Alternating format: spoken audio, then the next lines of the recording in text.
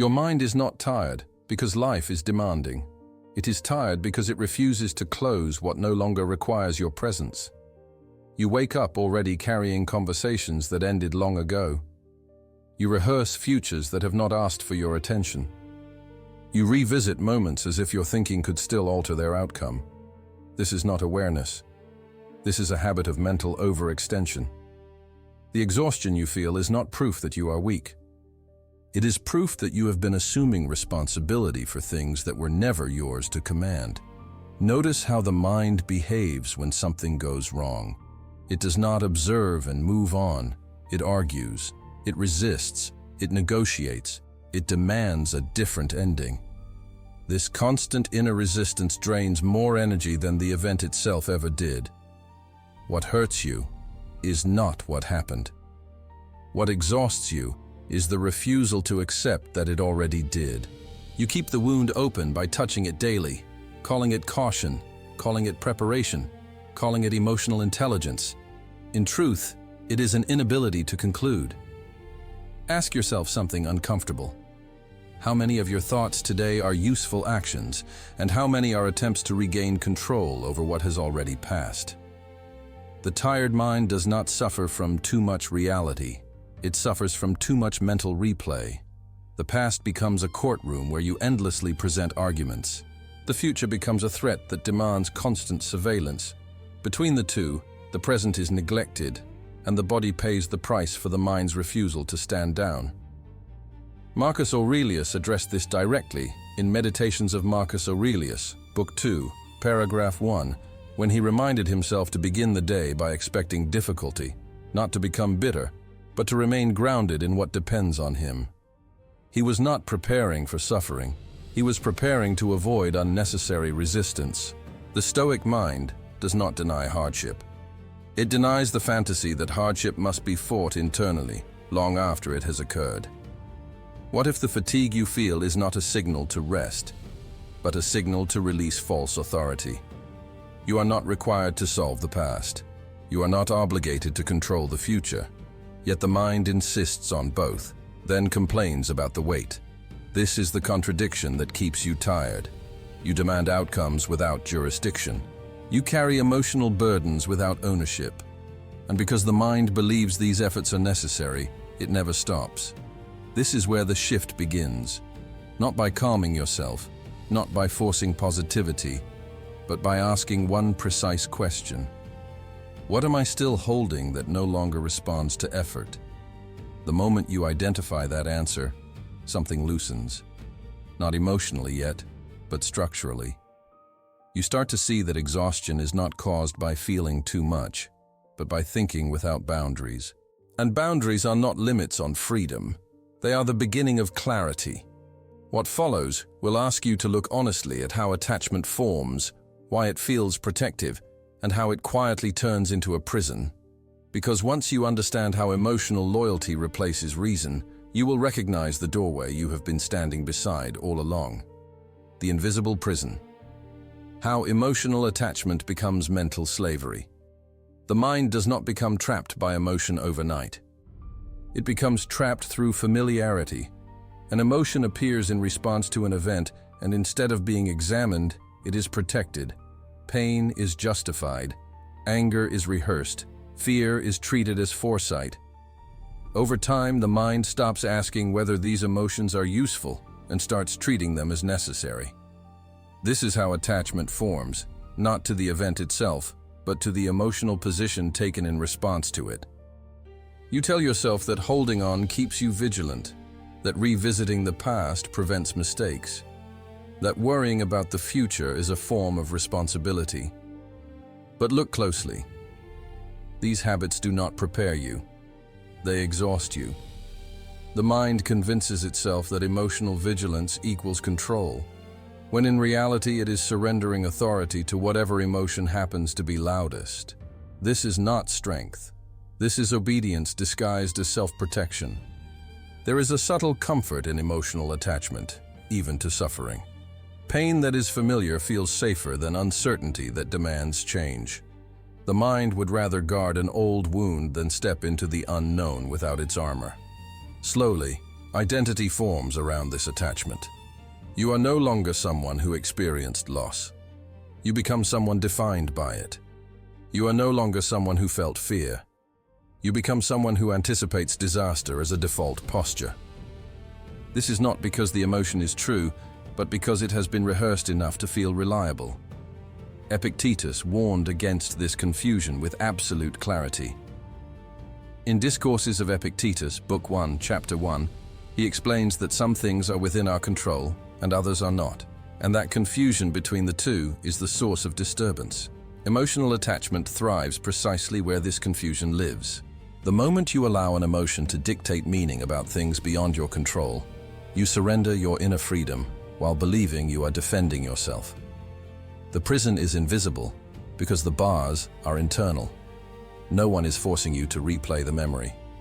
No one is demanding that you anticipate every possible outcome. The mind does this voluntarily, convinced that suffering now will prevent suffering later. Yet this bargain is never honored. The more you rehearse pain, the more the mind learns that pain is its primary tool.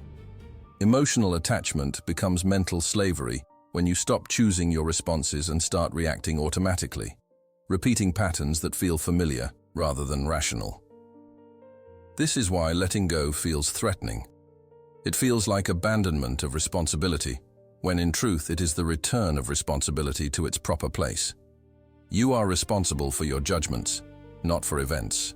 You are responsible for your actions, not for outcomes. When this boundary is ignored, emotion fills the vacuum left by reason, and the mind mistakes intensity for truth. The purpose here is not to reject emotion, but to remove its authority over meaning.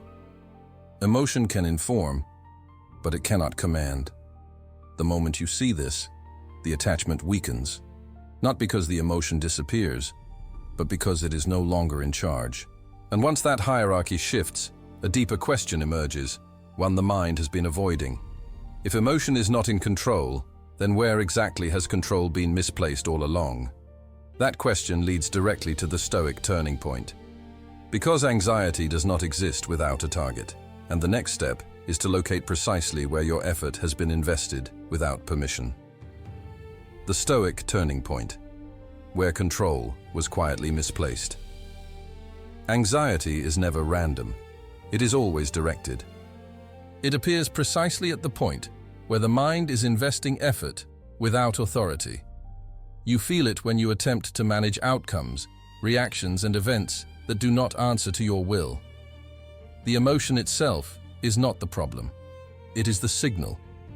A signal that control has been quietly misplaced, that energy is being spent where it cannot produce results. Most people believe anxiety comes from caring too much. Stoicism reveals something more uncomfortable. Anxiety comes from confusing influence with control.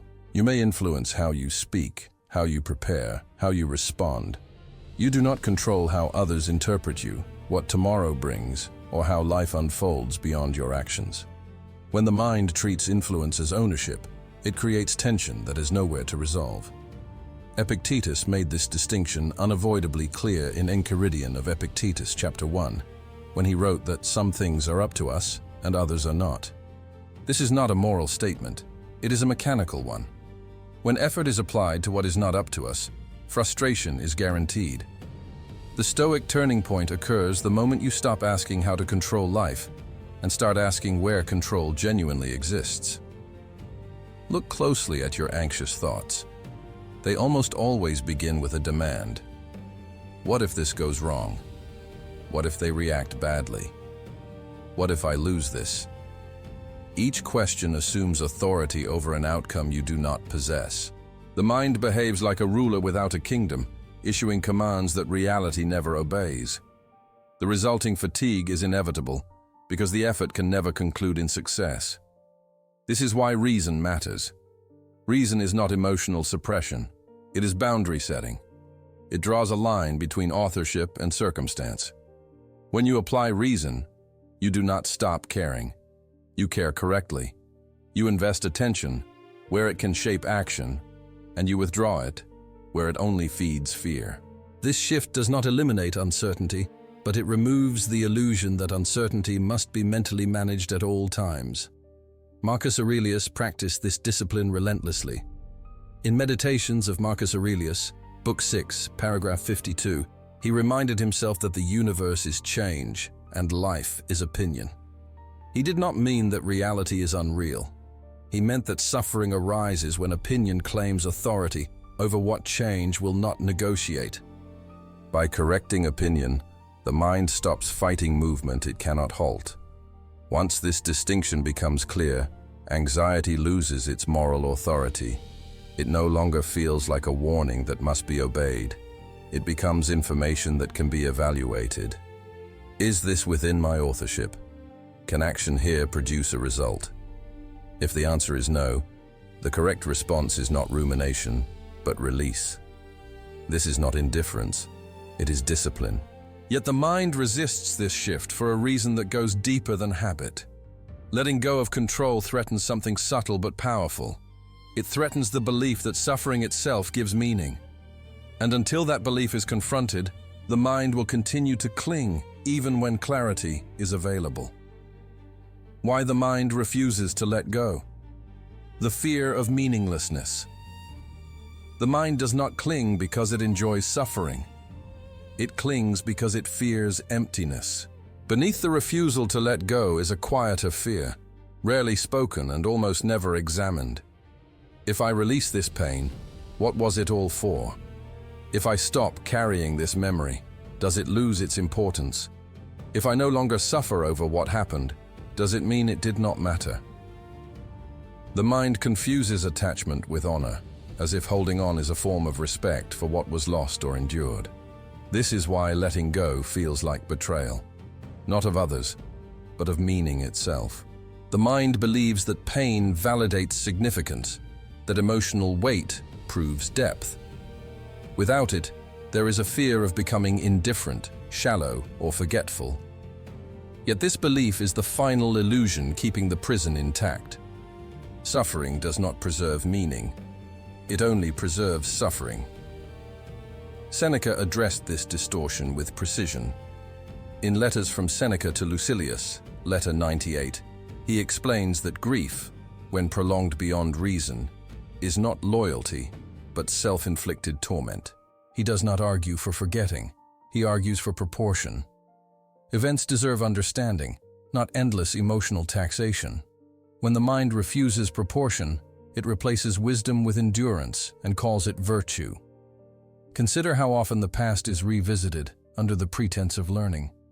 You tell yourself you are extracting lessons, but the lesson was learned long ago. What remains is not insight, but attachment.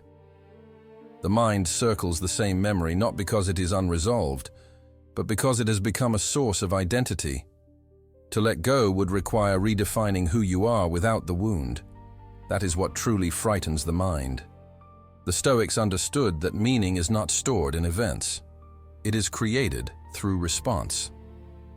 Marcus Aurelius wrote in Meditations of Marcus Aurelius, Book 8, paragraph 47, that the mind adapts and converts obstacles into fuel. This is not poetic metaphor. It is a practical instruction. Meaning is not something you preserve by holding on. It is something you generate by choosing how you stand after release. The past does not demand loyalty. It demands comprehension. Once understood, it asks to be set down. When the mind refuses this, it lives as if meaning can only exist through repetition of pain. This is why emotional release feels like loss at first, not because something valuable is gone, but because the mind has not yet learned to extract value without suffering. Letting go does not erase the event. It ends the argument with it. It is the moment you stop asking reality to justify itself and start redirecting attention toward what still responds to effort. This redirection feels unfamiliar, even unsettling, because suffering has been mistaken for depth for so long. But depth does not come from weight. It comes from clarity. Once this fear of meaninglessness is exposed, the grip weakens further.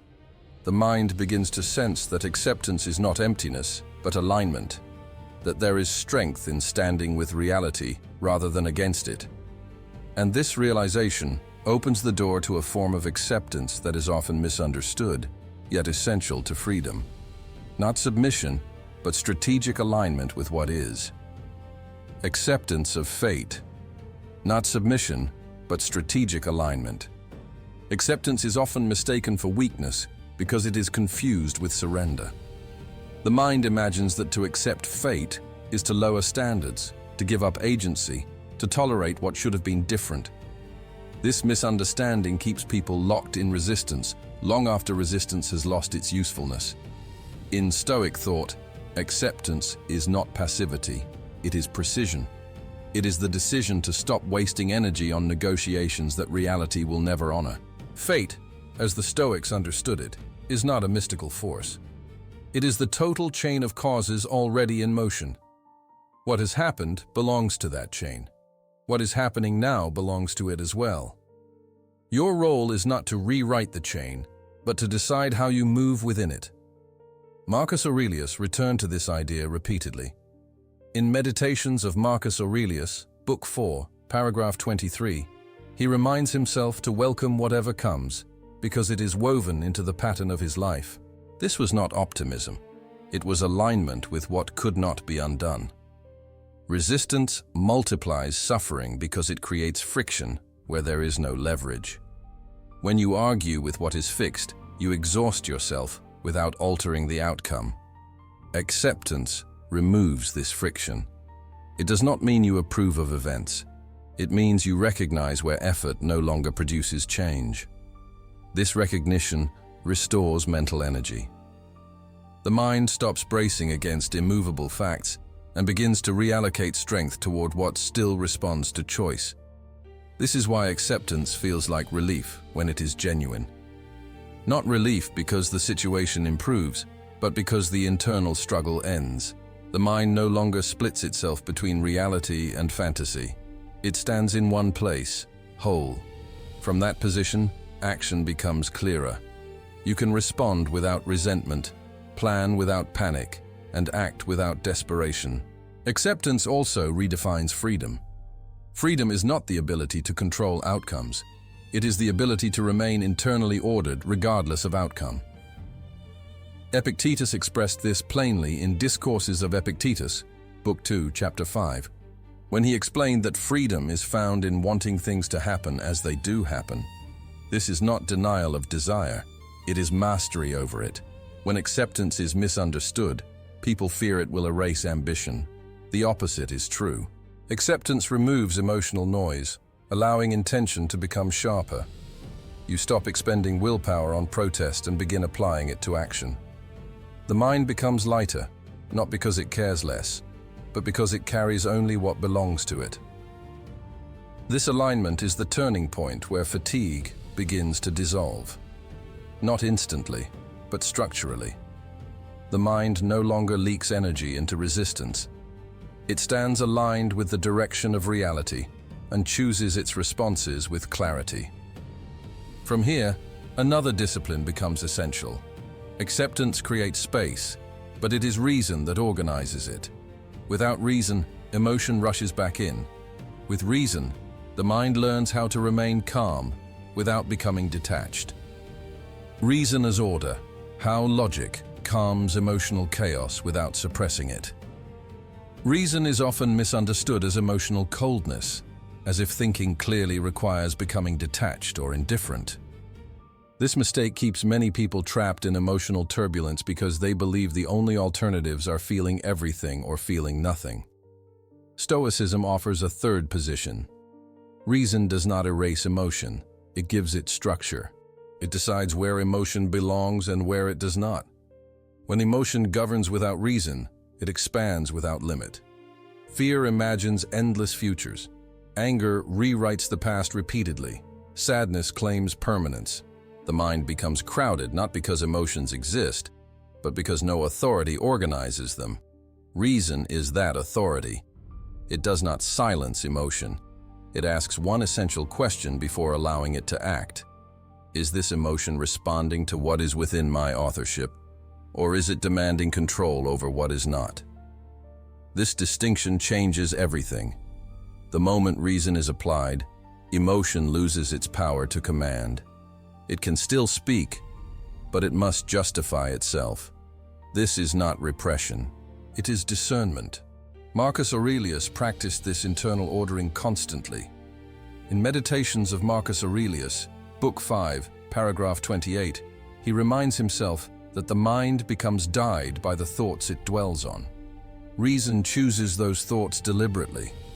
Emotion alone does not. Consider how often emotional urgency pushes you toward reaction. You feel compelled to respond immediately, to resolve tension now, to soothe discomfort instantly. Reason interrupts this impulse. It slows the moment just enough to evaluate. What action is possible here? What outcome depends on me? What response aligns with virtue rather than relief? This pause is not hesitation, it is mastery. Epictetus emphasized this discipline when he taught that impressions themselves are not harmful, but our assent to them is.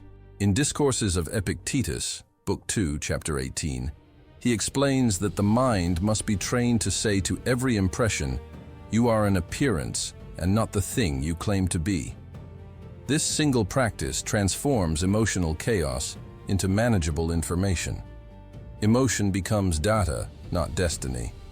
Reason also restores proportion. Without it, the mind treats every discomfort as a crisis. With it, events are scaled accurately. A setback becomes an obstacle, not an identity. A loss becomes an experience, not a verdict. Reason prevents emotion from turning moments into monuments. This is how calm emerges. Not through numbness, but through accurate judgment. Importantly, reason is not automatic. It is a habit that must be reinforced. Each time you choose evaluation over reaction, you strengthen it. Each time you refuse to obey emotional urgency without examination, you reclaim authorship over your inner state.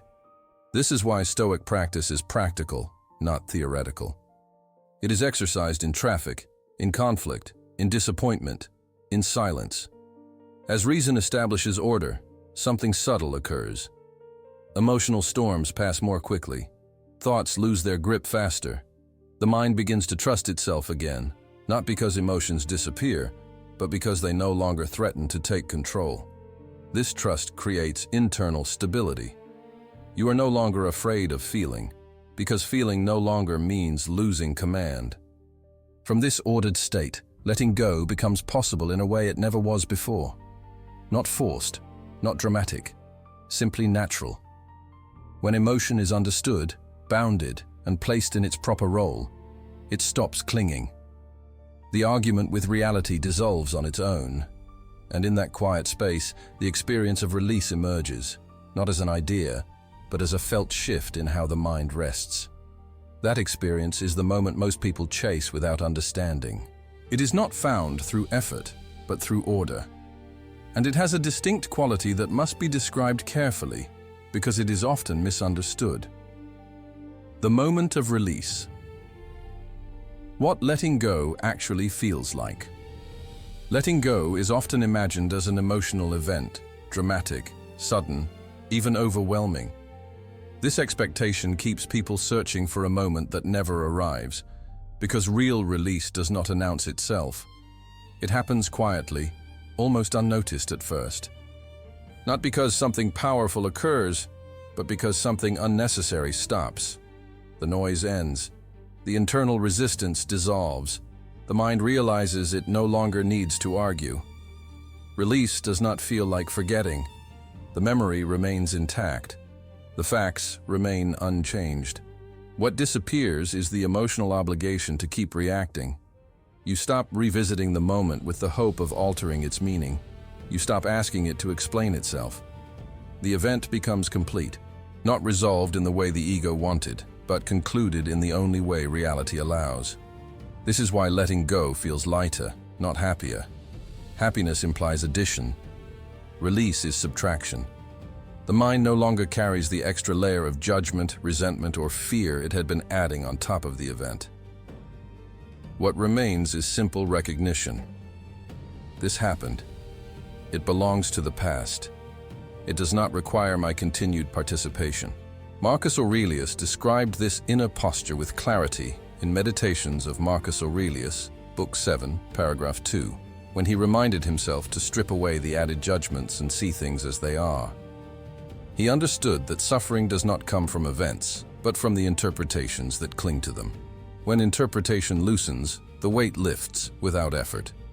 One of the most misunderstood aspects of release is that it does not produce indifference. You still care. You still remember. You still value what mattered. What changes is the intensity of internal demand. You are no longer asking the past to justify itself or the future to guarantee safety. The mind stands present, alert, but no longer defensive. This is the point where many people fear they are becoming detached. In truth, they are becoming accurate.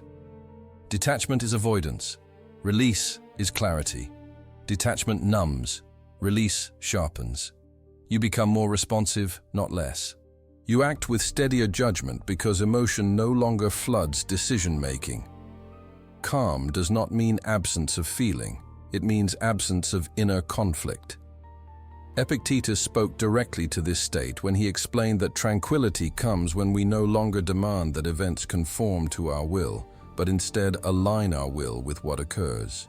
In Discourses of Epictetus, Book 4, Chapter 1, he makes clear that freedom is found not in external outcomes, but in the ability to maintain inner consistency regardless of them. Release is the lived experience of that consistency. There is also a physical dimension to letting go. The body relaxes when the mind stops issuing alarms. Breath deepens without instruction. Muscles release tension they had been holding unconsciously. This is not a technique. It is a consequence. The body follows the mind when the mind stops fighting. Perhaps the most telling sign of release is silence. Not the silence of suppression, but the silence of completion. Thoughts still arise, but they no longer demand attention. Emotions still appear, but they no longer dictate action. The mind rests not because nothing happens, but because it no longer treats everything as urgent. This state is not permanent. Stoicism never promises permanence. Life will challenge you again. Emotions will return. Uncertainty will reappear. The difference is that now you recognize the pattern. You know where fatigue begins. You know how control gets misplaced. You know how to restore order. Release is no longer mysterious. It is repeatable. And this leads to the final integration. The question is no longer how to let go once, but how to stand differently in life so that fewer things need to be carried at all. This is not about managing moments. It is about adopting a new inner posture toward everything that happens next. That posture is what remains when the video ends. A new inner posture toward life. What remains now is not a technique, but a position. Not something you do, but a place from which you live. The Stoics were never interested in isolated moments of calm. They were concerned with orientation. How the mind stands in relation to life determines how much it suffers within it. When this posture changes, everything downstream changes with it.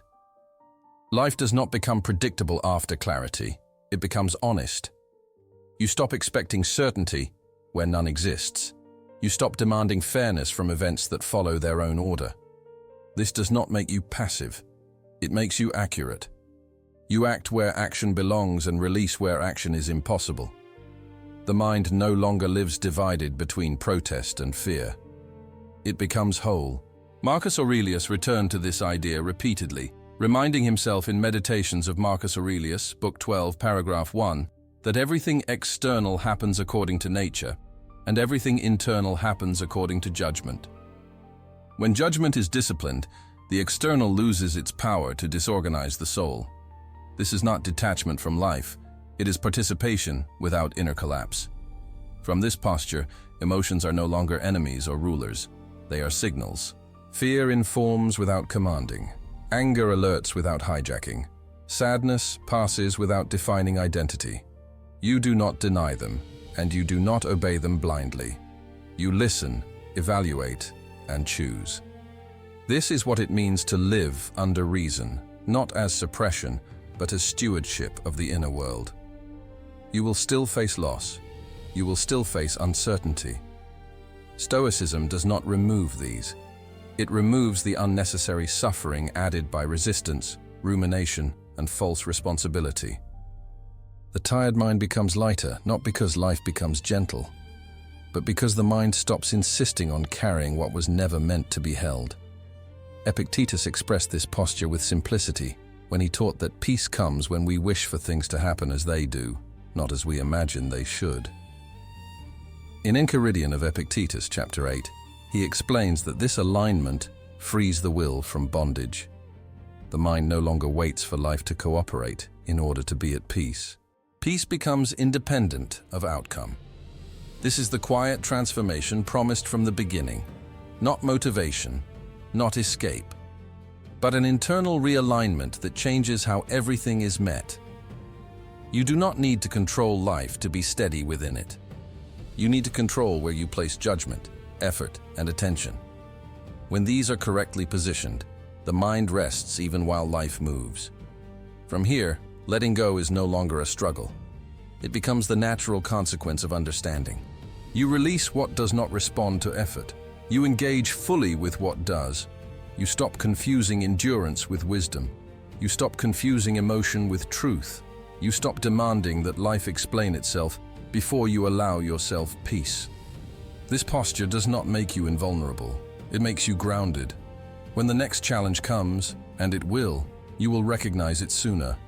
You will feel the pull toward misplaced control, and you will know how to return. Not through force, but through reason, acceptance, and clarity. This is not an ending. It is a way of standing,